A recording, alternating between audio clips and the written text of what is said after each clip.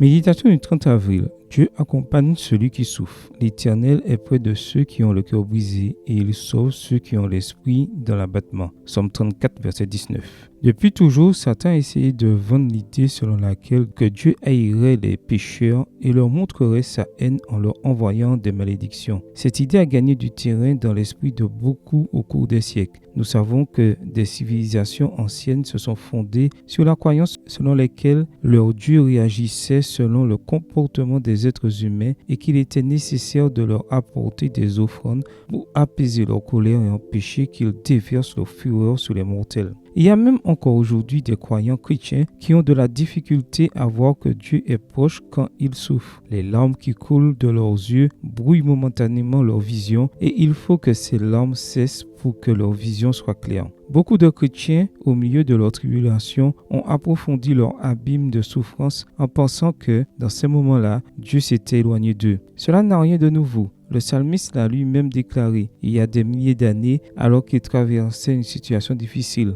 Mon Dieu, pourquoi m'as-tu abandonné? Pourquoi te tiens-tu si loin? Pourquoi ne me sauves-tu pas? Pourquoi n'entends-tu pas mes cris? Ne t'éloigne pas de moi quand la détresse est proche, quand personne ne vient à mon secours. Somme 22, versets 2 et 12. Et comme si cela ne suffisait pas, apparaissent parfois ceux qui semblent avoir pour ministère celui d'abattre celui qui est déjà abattu. Ce n'est pas non plus nouveau. Les paroles d'Éliphaz, l'ami de Job, qui est venu le consoler lorsqu'il souffrait, nous montrent comment fonctionne ce ministère. Souviens-toi, je te prie, quel est l'innocent qui a disparu? Où les gens droits ont-ils péri? Comme je l'ai vu, ceux qui labourent le mal et qui sèment l'oppression en font aussi la moisson. Ils disparaissent par le souffle de Dieu. Ils sont exterminés par le vent de la colère, par le vent de sa colère. Job 4, versets 7 à 9, version Nouvelle Vie Seconde. Même si les paroles d'Éliphaz sont justes, ce n'est pas le type de message à délivrer à une personne qui souffre. La Bible enseigne que Dieu n'abandonne pas ceux qui souffrent, mais qu'il est près de ceux qui ont le cœur brisé. Cela signifie que si la souffrance est injuste, il y a l'espérance de la délivrance, de la force si la souffrance est imméritée,